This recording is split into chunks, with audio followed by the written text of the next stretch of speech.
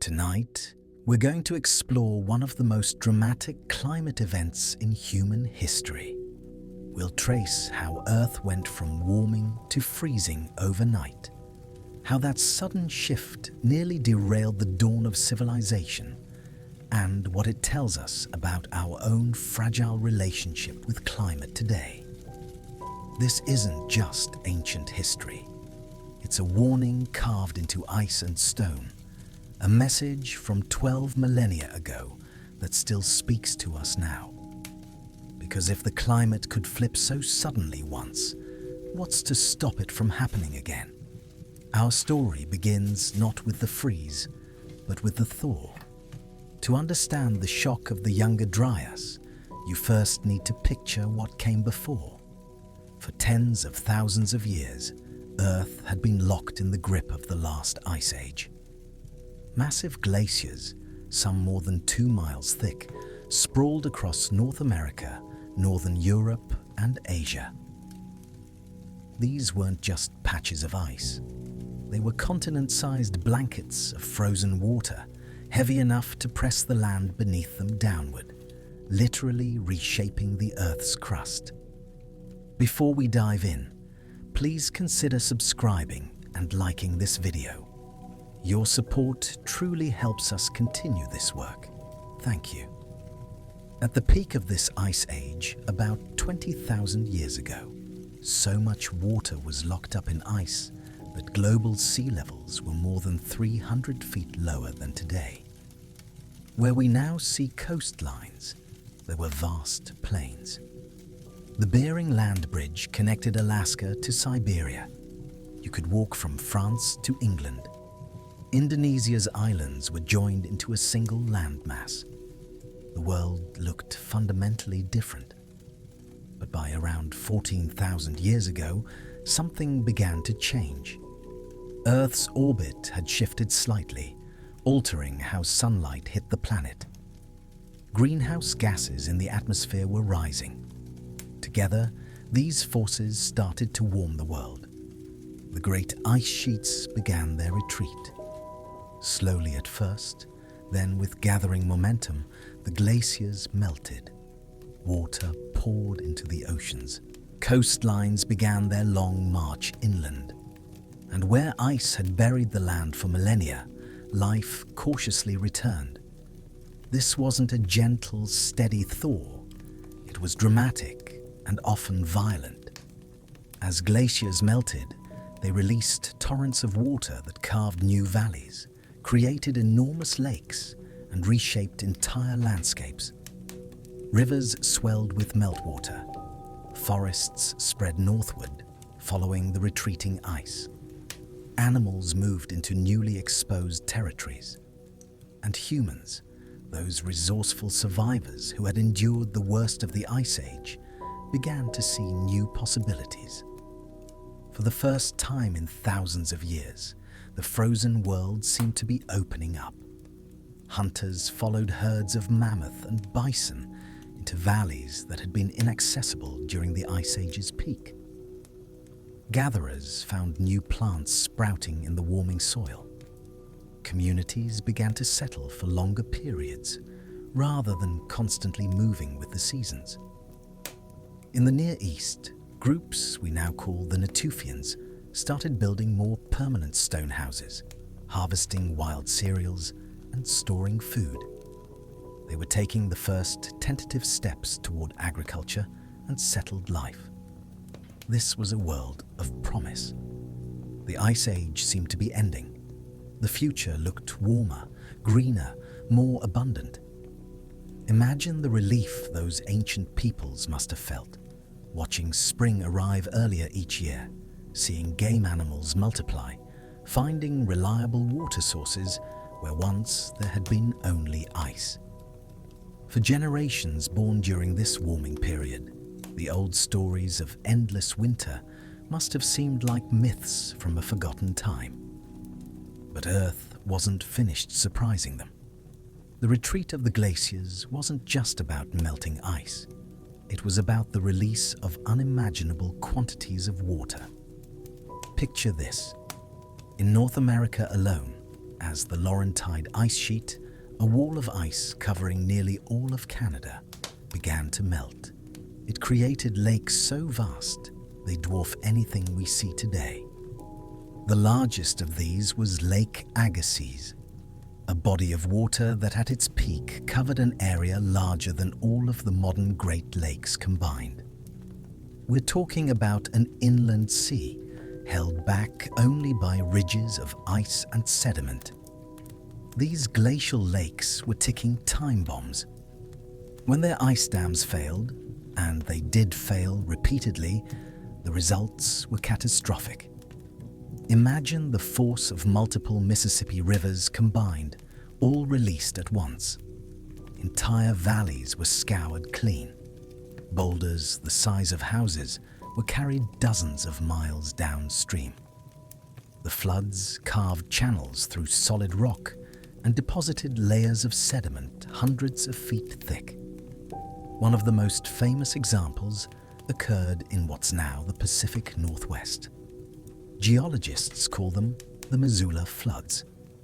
Again and again, as ice dams near present-day Montana broke, water from glacial Lake Missoula burst westward. The floods raced across Washington state at speeds up to 60 miles per hour, carrying more water than all the rivers in the world combined. When they finally reached the Pacific Ocean, they had carved the distinctive landscape of channels, coulees, and scablands that still define the region today. These weren't local events. They were continent-reshaping forces, and their effects reached far beyond the land they flooded. All that fresh water pouring into the oceans changed something fundamental about Earth's climate system, the Great Ocean Conveyor Belt. To understand what happened next, you need to picture the world's oceans as a vast circulation system. Warm, salty water from the tropics flows northward near the surface of the Atlantic. When it reaches the cold waters near Greenland, it cools, becomes denser because of its salt content, and sinks deep into the ocean. This sinking water pulls more warm water northward behind it, creating a conveyor belt that redistributes heat around the globe. It's one of the reasons Europe enjoys relatively mild winters, despite being at the same latitude as frigid parts of Canada. But this system has an Achilles heel. It depends on the right balance of salt and temperature. If too much fresh water dilutes the ocean's surface, that water becomes less dense. It won't sink as it should. And if the sinking stops, the entire conveyor belt can stall. When that happens, heat no longer flows northward as efficiently. The climate can shift dramatically and suddenly. Now imagine what happened when those massive glacial floods poured fresh water into the North Atlantic. Lakes holding thousands of cubic miles of water suddenly released. Rivers of meltwater flowing into the ocean for months or years at a time. The delicate balance of salt and temperature was disrupted. The conveyor belt faltered, and Earth's climate, which had been warming for thousands of years, suddenly reversed course. In the span of just a few decades, perhaps even faster, average temperatures in Greenland plunged by as much as 27 degrees Fahrenheit. To put that in perspective, imagine if your local climate suddenly shifted from, say, Virginia to Alaska in the time it took your children to grow up. That's the scale and speed we're talking about.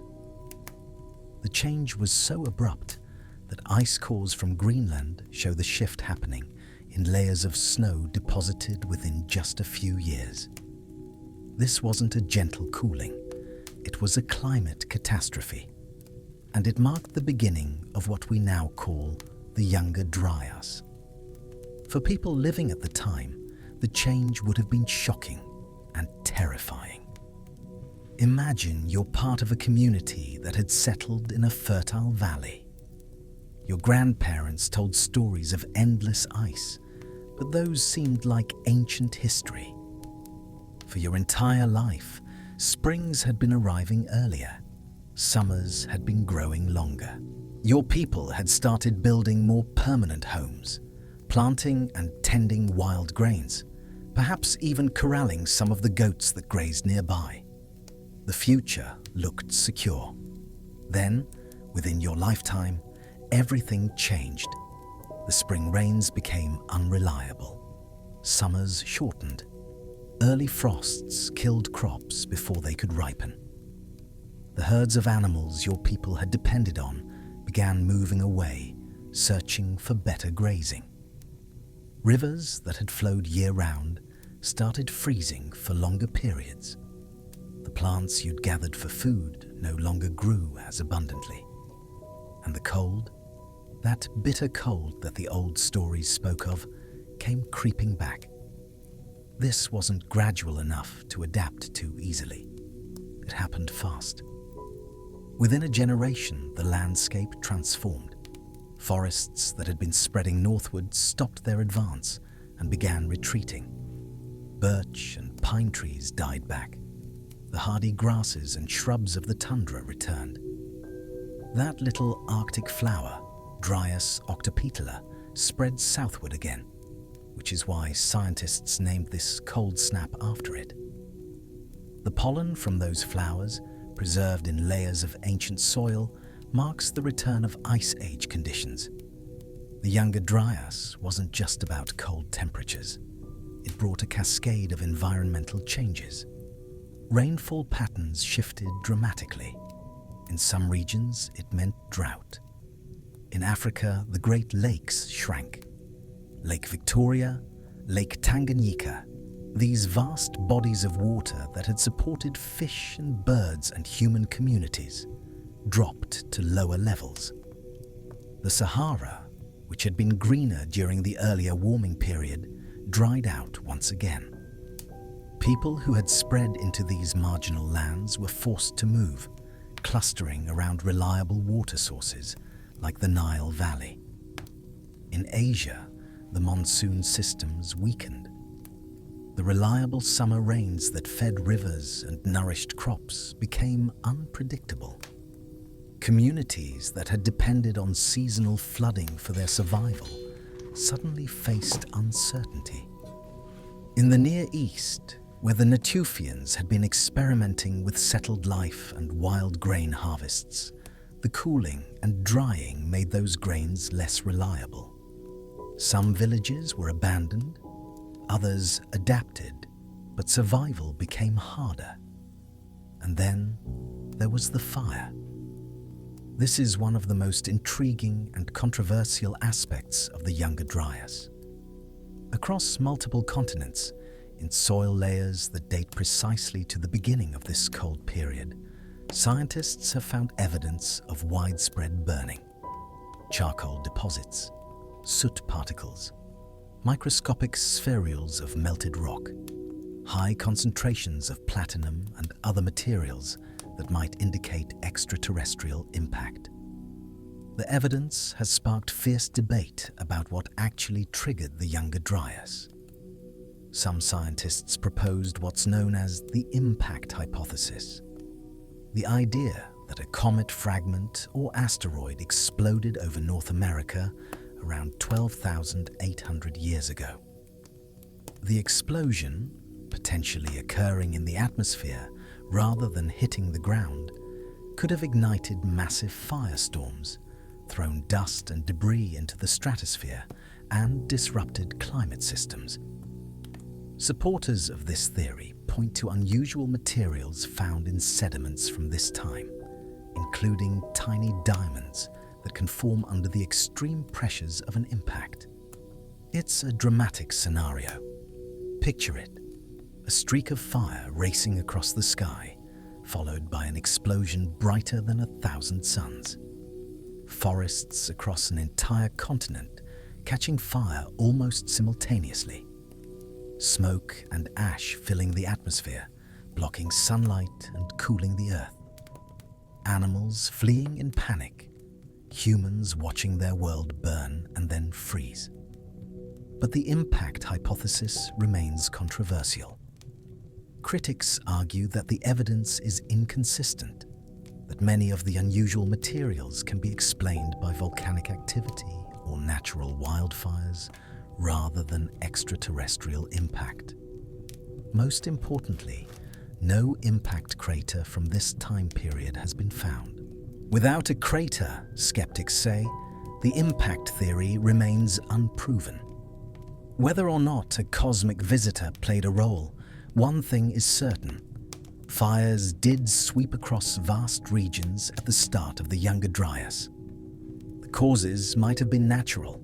Forests, stressed by sudden climate change, dried out and vulnerable to ignition. Or they might have been triggered by something more dramatic. Either way, fire and ice worked together to transform the landscape. Where forests had been spreading, flames consumed them. Where grass had been growing, cold killed it. And in the aftermath, dust storms swept across the barren ground, carrying fine particles thousands of miles and depositing them in layers we can still see today. This was the world of the Younger Dryas. Cold returning with shocking speed, rainfall patterns disrupted, fires scarring the land, and dust filling the air. For more than 1,000 years, Earth remained locked in these conditions. That's not an eye blink in human terms.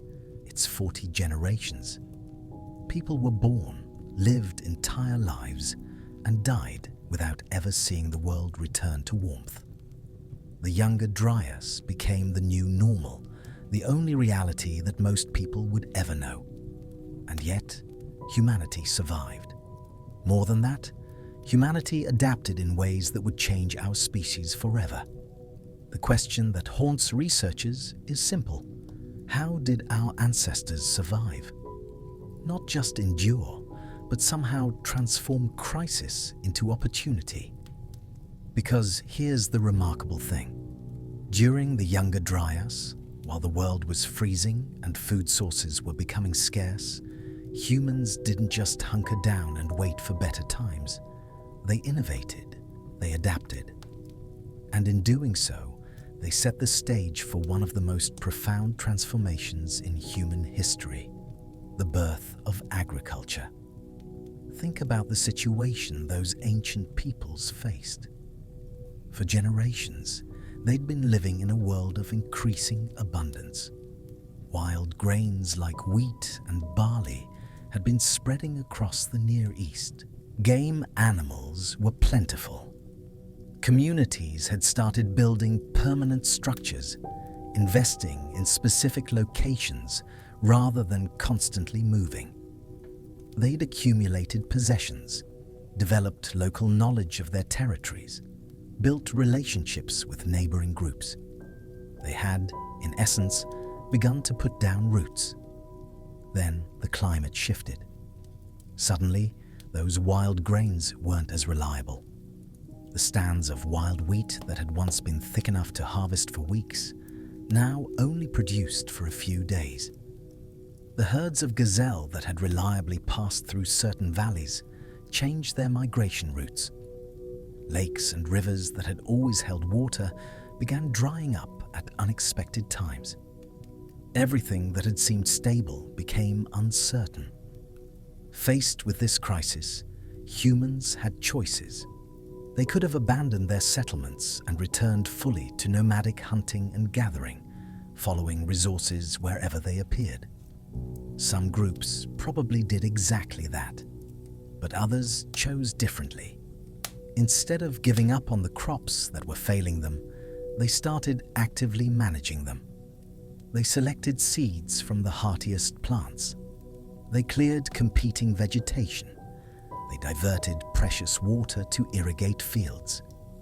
In other words, they started farming. This wasn't a sudden invention. Agriculture had been brewing in the background for millennia, a gradual process of humans getting to know plants and plants adapting to human presence. But the Younger Dryas appears to have accelerated this process dramatically. When wild resources became unreliable, cultivation became not just an option, but a necessity for survival. The archaeological evidence shows this happening in real time. In the Levant, the region encompassing modern-day Israel, Palestine, Jordan, Lebanon, and Syria, sites from the early Younger Dryas show people abandoning some settlements but intensifying their presence in others. Those who remained didn't have the luxury of moving when resources ran low. They had to make their locations work. They built storage facilities to hold grain through lean times. They developed better tools for processing tough seeds and grains. They created irrigation channels to bring water to their crops during dry periods. One of the most telling pieces of evidence comes from the plants themselves. When scientists examine ancient wheat and barley from sites dating to the Younger Dryas, they see changes in the seeds. Wild grains have a clever survival mechanism. Their seed heads shatter easily when ripe, scattering seeds widely. This is great for the plant's reproduction, but terrible for humans trying to harvest them. However, there's a natural mutation that causes some plants to have tougher seed heads that don't shatter. In the wild, this mutation is usually a disadvantage. Those plants can't spread their seeds as effectively. But for humans harvesting grain, it's perfect. The seeds stay on the stalk until you're ready to collect them. During the Younger Dryas, the proportion of non-shattering wheat and barley in archaeological sites increases dramatically. Why? Because humans were selecting and replanting seeds from the plants that were easiest to harvest. Generation after generation, they were unconsciously breeding crops that suited their needs. The plants were evolving in response to human selection. Agriculture wasn't just humans changing nature, it was nature and humans changing each other. This process wasn't limited to the Near East. Around the world, in different regions facing their own climate pressures, humans were independently developing agriculture. In China, people were cultivating rice and millet. In Mesoamerica, they were domesticating corn, beans, and squash. In the Andes, they were growing potatoes and quinoa. In Africa, they were cultivating sorghum and yams. The specific crops varied, but the pattern was the same. Climate stress pushed humans to take more active control over their food sources. The shift to agriculture during the Younger Dryas had profound consequences that rippled down to us today. Farming requires staying in one place. You can't plant a field in spring and then wander off for months. You need to be there to tend the crops, protect them from animals and weeds, and harvest them when they ripen. This meant permanent settlements, not just camps occupied for seasons, but true villages where people lived year-round, generation after generation. With permanent settlements came new forms of social organization. When people are nomadic, they can't accumulate many possessions. You can only carry so much. But settled farmers can own things: houses, tools, stored grain, domestic animals. Property becomes meaningful. Social hierarchies emerge. Some families have more productive land. Some individuals are better at farming, or tool making, or organizing labor. Inequality, virtually absent in nomadic societies, begins to appear. The archaeological sites from this period show this transformation. Earlier settlements from before the Younger Dryas tend to have houses that are roughly similar in size and construction. But sites from during and after the Younger Dryas start showing variation. Some houses are larger, some have better construction, some contain more valuable objects. The seeds of social stratification were sprouting alongside the wheat. And with agriculture came something else: population growth. This seems counterintuitive at first. Farming is hard work, often harder than hunting and gathering. Early farmers probably weren't as healthy as their hunter-gatherer ancestors. Skeletal remains show more signs of nutritional stress, dental problems, and diseases associated with crowded living conditions. But farming had one enormous advantage: it could support more people per square mile. A band of hunter-gatherers might need 10 or even 50 square miles to support themselves, depending on the environment. But a farming community could produce enough food from just a few square miles to feed dozens or even hundreds of people. This meant that farming populations could grow much faster than hunting populations. Within a few generations, farmers would outnumber nearby hunter-gatherers simply through demographic momentum. It wasn't that farming made life better, it just made more life possible. During the 1,000+ years of the Younger Dryas, these changes accelerated. Communities that had started cultivating crops out of necessity found they couldn't easily return to the old ways, even when the climate eventually improved. They'd grown too numerous to support themselves by hunting and gathering. Their populations were locked into farming, and because farming populations grew faster, they spread, gradually absorbing or displacing hunter-gatherer groups. But let's return to the climate itself, because the Younger Dryas wasn't just about human adaptation. It was also a window into Earth's climate system, showing us how quickly and dramatically conditions could change. And the evidence for these changes is written in ice, preserved in cores drilled from Greenland's glaciers. Ice cores are like time machines. When snow falls in Greenland, it accumulates year after year, compressing into ice. Trapped within that ice are tiny bubbles of ancient atmosphere, dust particles blown from distant continents, volcanic ash, and isotopes whose ratios tell us about temperature. By drilling down through thousands of feet of ice, scientists can extract cores that contain records going back more than 100,000 years. Each layer is a snapshot of conditions when that snow fell.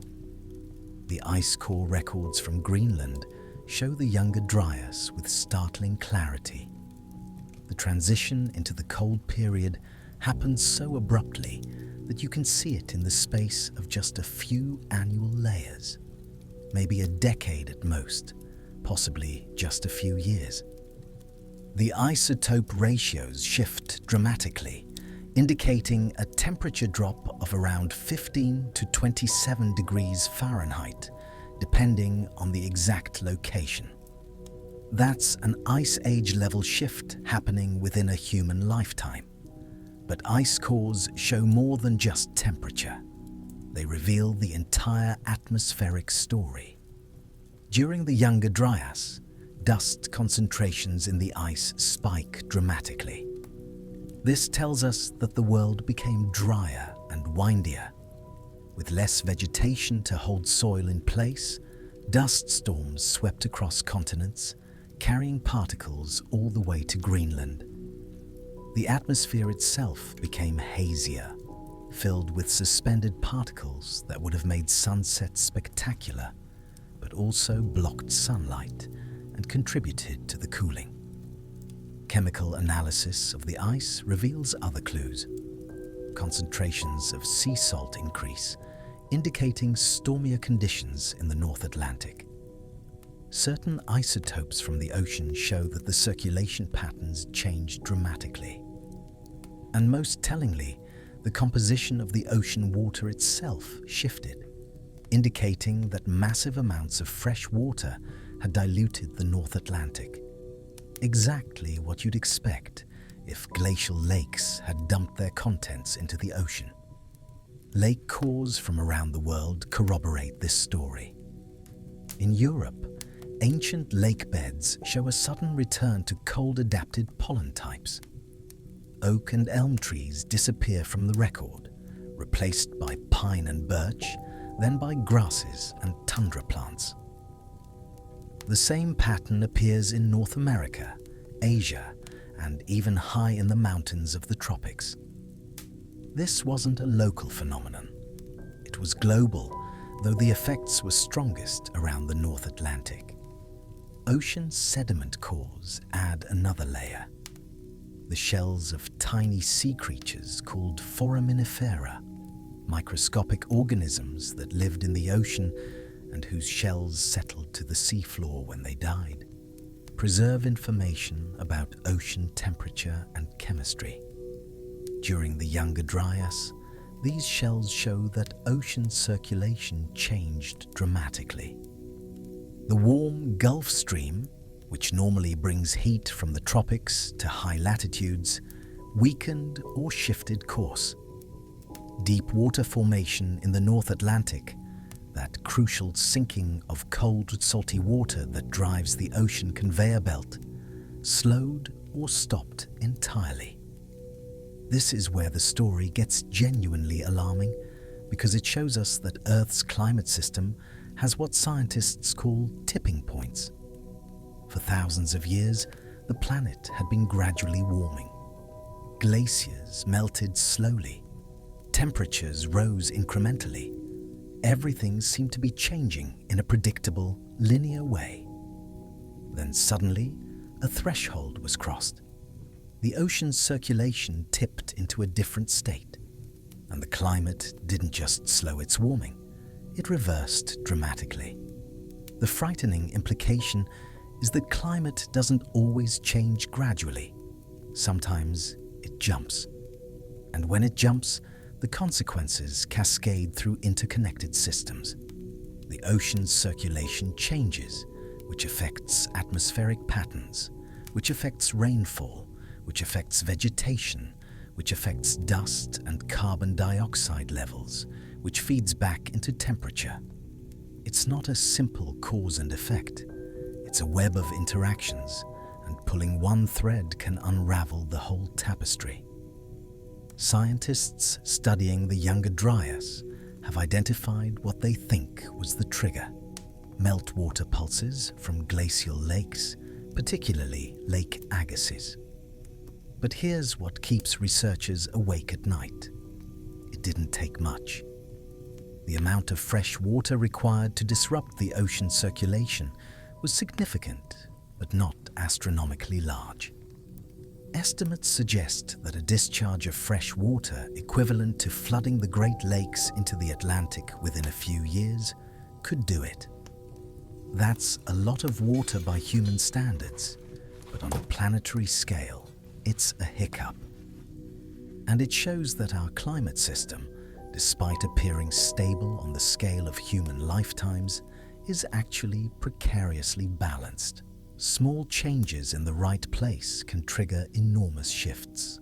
This matters because we're currently conducting an uncontrolled experiment with our atmosphere, adding greenhouse gases at a rate unprecedented in recent geological history. The Younger Dryas stands as a warning. The climate can change much faster than we intuitively expect, and when it does, the effects are dramatic and far-reaching.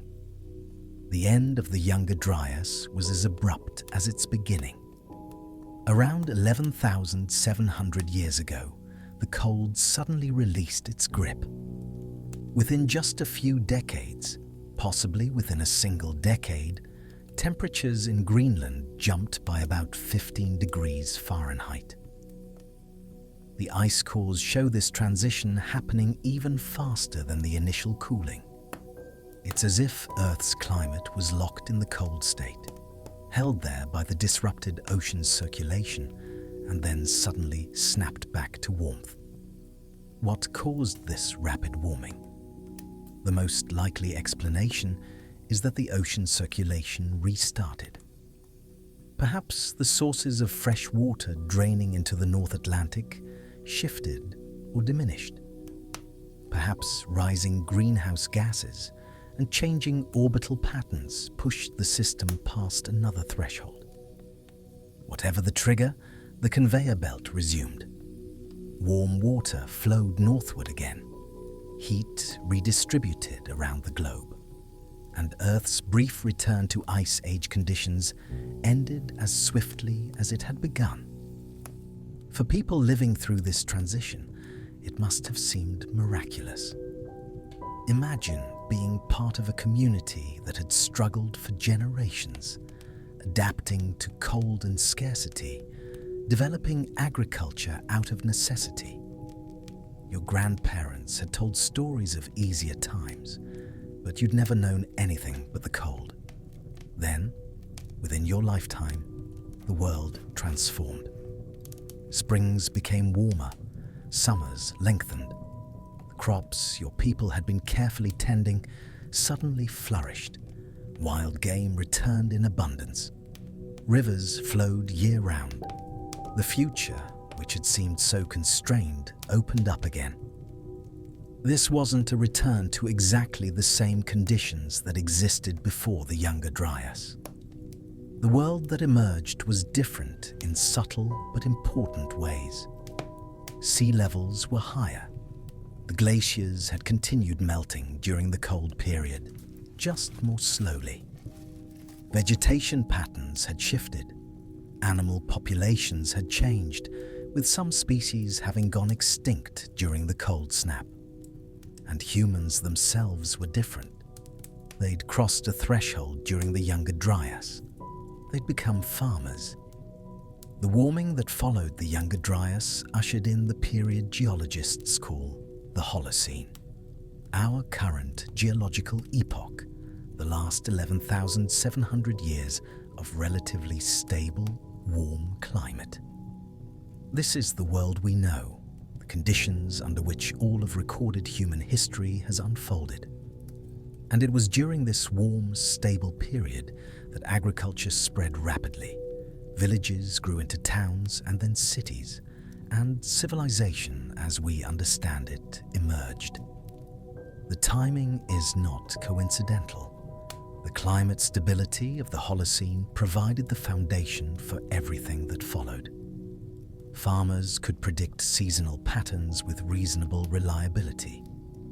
Rivers flooded on regular schedules, depositing nutrients on fields. Growing seasons were long enough for crops to mature. This predictability allowed planning, accumulation of surplus, trade, specialization of labor, and all the other building blocks of complex society. But the Younger Dryas lurks in our past like a reminder. It shows us that the stability we take for granted is not the norm. For most of the last 100,000 years, Earth's climate was more variable, prone to shifts and oscillations that would be devastating to modern agricultural civilization. We live in an unusually stable period, and we've built everything on the assumption that this stability will continue. The evidence from ice cores, lake sediments, and ocean floors tells us that rapid climate change is not only possible, it's happened repeatedly throughout Earth's history. The Younger Dryas is just one example, though it's particularly relevant because it occurred so recently and had such profound effects on human societies. Before that, there were other rapid shifts. After that, during the Holocene, there have been smaller but still significant climate fluctuations that affected human societies. Droughts that may have contributed to the collapse of Bronze Age civilizations, warm periods that enabled Viking expansion into Greenland, cold snaps that brought hardship to medieval Europe. Each of these events, small or large, offers lessons about the relationship between climate and human society. We are not separate from the climate system. We depend on it absolutely. When it shifts, we must adapt or face consequences. And the speed of change matters enormously. gradual shifts unfolding over many generations can be adapted to with migration, technological innovation, and social adjustment. Rapid shifts leave little time for adaptation. They create refugees, resource conflicts, social instability, and collapse. This brings us to one of the most profound questions raised by the Younger Dryas. Could it happen again? Could the ocean circulation system shut down or dramatically weaken once more? The short answer is yes, it's physically possible. The longer answer is more complicated and more concerning. The Atlantic Meridional Overturning Circulation, scientists call it AMOC for short, is the modern name for that great ocean conveyor belt we talked about earlier. And right now, as you watch this, it's showing signs of weakening. Multiple studies published over the last decade have documented this trend. Measurements from ships, satellites, and moored instruments scattered across the Atlantic reveal that the circulation has slowed by about 15% since the mid-20th century. That might not sound like much, but remember, this is one of the most powerful currents on the planet, moving roughly 20 million cubic meters of water per second at its peak. A 15% reduction represents an enormous change in how heat moves around our world. What's causing this weakening? The same culprit that triggered the Younger Dryas, fresh water. But this time, the source isn't glacial lakes suddenly draining. It's the accelerated melting of the Greenland ice sheet. As our planet warms due to increasing greenhouse gases, Greenland loses roughly 280 billion tons of ice per year. That's billion with a B, more than 70 cubic miles of ice turning to water annually. This fresh water flows into the North Atlantic, diluting the salty ocean water and making it less likely to sink and drive the circulation. Computer models that simulate Earth's climate consistently show that continued warming will weaken the AMOC further. Most projections suggest a slowdown of 20 to 40% by the end of this century. Some models show the possibility of complete shutdown, though that's considered less likely in the near term. But here's what keeps climate scientists concerned. We don't know exactly where the tipping point lies. We don't know how much weakening the system can sustain before it suddenly flips into a different state, the way it did 12,800 years ago. The consequences of a major AMOC slowdown wouldn't be identical to the Younger Dryas. We live in a warmer world now, with higher greenhouse gas concentrations. A circulation shutdown wouldn't plunge us back into ice age conditions, but it would cause dramatic regional climate shifts. Europe would cool significantly, perhaps by several degrees, even as the rest of the world continued warming. Tropical rainfall patterns would shift, potentially bringing drought to regions that depend on reliable monsoons. Sea levels along the American East Coast would rise faster than the global average, as the physics of ocean circulation mean that a weaker AMOC causes water to pile up along North America. Hurricane patterns might change. Fisheries would be disrupted as the ocean ecosystems that depend on the circulation's nutrient transport undergo transformation. We're not talking about a Hollywood disaster movie scenario. We're talking about disruptions to agriculture, water supplies, and coastal cities that would affect hundreds of millions of people. And the troubling part is the uncertainty about timing. The AMOCs could gradually weaken over centuries, giving us time to adapt. Or it could hit a threshold and flip states within decades, as it did during the Younger Dryas. We simply don't know. This uncertainty has driven intensive research over the past 2 decades. Scientists are deploying sensor arrays across the Atlantic to monitor the circulation in real time. They're drilling new ice cores from Greenland and Antarctica to better understand past rapid climate changes. They're analyzing ancient sediments to identify the early warning signs that preceded previous circulation collapses. And they're running ever more sophisticated computer models to try to predict where the tipping points lie. One particularly fascinating line of research focuses on what scientists call early warning signals. The idea is that complex systems, whether they're ecosystems, financial markets, or climate patterns, often show characteristic changes in their behavior before they undergo dramatic shifts. They become more variable, fluctuating more wildly around their average state. They take longer to recover from small disturbances. They show increased correlation between distant parts of the system. If we can identify these signals in the AMOC, we might be able to predict an approaching tipping point before we actually reach it. Some studies suggest we're already seeing these warning signs.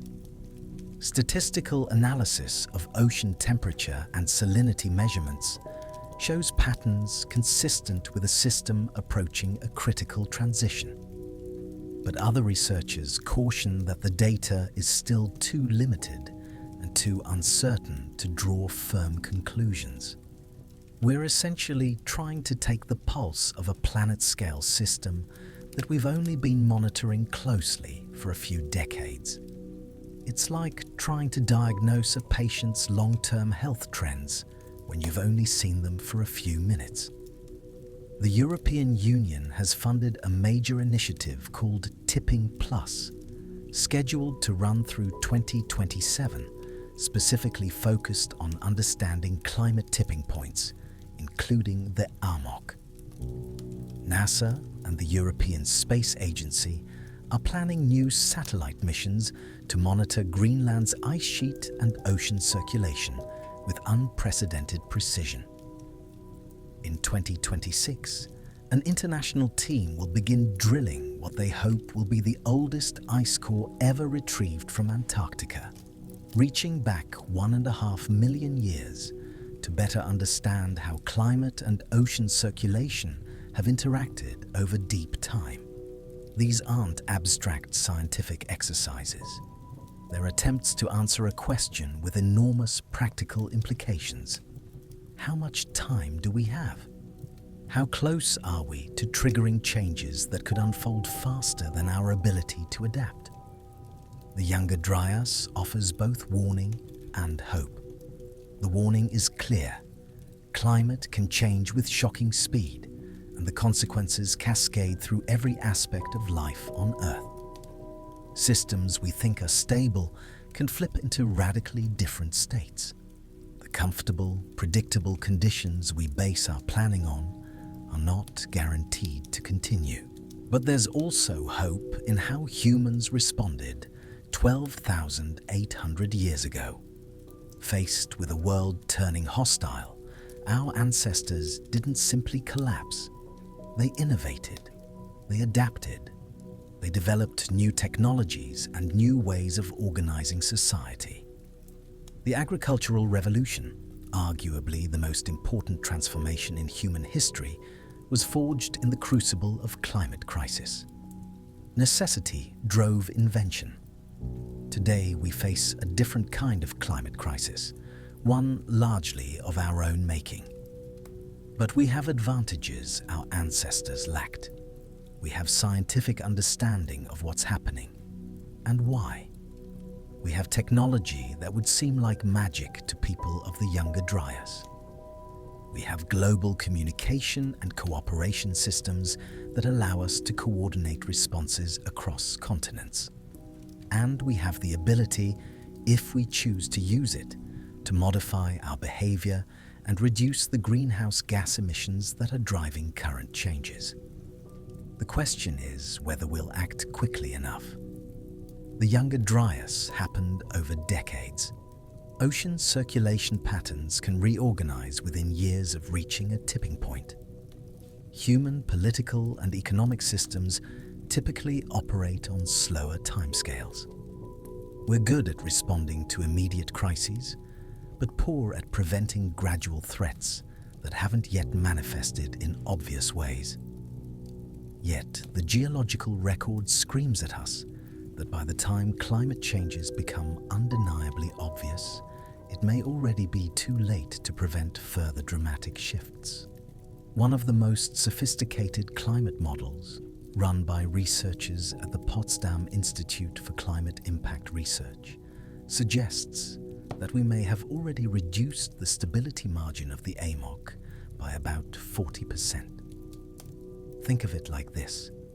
Imagine a ball resting in a valley. Push it a little and it rolls back to the center. That's a stable system. But if you make the valley shallower, it takes less and less force to push the ball over the edge into a different valley, a different stable state. According to these models, we've shallowed the valley.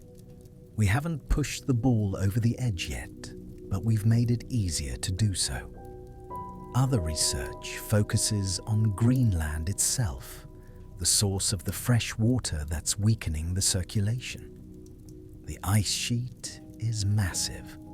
More than 600,000 cubic miles of ice, enough to raise global sea levels by about 24 feet if it all melted. It won't all melt quickly. The complete loss of Greenland's ice would take centuries or millennia under any realistic scenario. But it doesn't need to melt completely to cause problems. Accelerated melting, pumping fresh water into the North Atlantic at increasing rates, could be enough to trigger circulation changes. Recent studies show that parts of Greenland's ice sheet may have already passed their own tipping points. The southern portion of the ice sheet has been losing mass at accelerating rates. Some glaciers have begun what glaciologists call irreversible retreat. They've pulled back beyond the point where they can restabilize and will continue shrinking even if temperatures stopped rising today. Each summer sets new melting records. Dark meltwater pools form on the ice surface, absorbing more sunlight and accelerating the melting in a feedback loop. In July 2023, an international team announced they discovered that Greenland's ice sheet is melting faster than at any point in the last 350 years. They determined this by analyzing ice cores and using sophisticated techniques to reconstruct past melting rates. The acceleration isn't gradual, it's exponential, doubling every couple of decades. If this trend continues, the fresh water influx into the North Atlantic will increase dramatically, adding stress to a circulation system that's already showing signs of weakness. But let's zoom out from the technical details and return to the human element, because ultimately, that's what this story is about. The Younger Dryas wasn't just a climate event. It was a trial by ice and fire that tested humanity and transformed us. The people who survived it weren't fundamentally different from us. They had the same capacity for innovation, the same drive to survive, the same love for their children and hope for the future. They faced a world becoming hostile and found ways to endure. We're their descendants, carrying genes and cultural knowledge passed down through more than 400 generations. The wheat we eat is descended from the wild grasses they learned to cultivate during those hard times. The animals we raise are descended from the wild creatures they first corralled and tamed. The towns and cities we live in are the inheritors of the first permanent settlements they built. Even our conception of time, seasons, planting cycles, harvest festivals, comes from the agricultural calendar they developed. We are who we are because of how they responded to crisis. Now we face our own climate crisis, different in cause but potentially similar in consequence. The comfortable stability of the Holocene, which made civilization possible, may be ending. Not because of random astronomical cycles or glacial lake outbursts, but because of our own actions. We've added more than 50% more carbon dioxide to the atmosphere than was present before the Industrial Revolution. We've warmed the planet by roughly 2 degrees Fahrenheit globally, with much more warming in the Arctic. We've set in motion changes that will continue for centuries, regardless of what we do now. But unlike our ancestors of the Younger Dryas, we're not helpless victims of forces beyond our understanding. We know what's happening. We know why it's happening. And we know what we need to do to reduce the risks. Transition away from fossil fuels, protect and restore natural ecosystems that absorb carbon, develop technologies to remove greenhouse gases from the atmosphere, adapt our infrastructure and agriculture to changing conditions, and cooperate globally to address a problem that transcends national boundaries. The question is not whether we can do these things. We demonstrably can. The question is whether we will, and whether we'll do so quickly enough. Climate systems have momentum. The carbon dioxide we emit today will affect temperatures for decades. The ice sheet melting we've triggered will continue for centuries. The ocean's circulation changes we're causing won't be easily reversed. Every year we delay action narrows the range of futures available to us. The ice cores from Greenland, preserving their record of the Younger Dryas, are themselves under threat.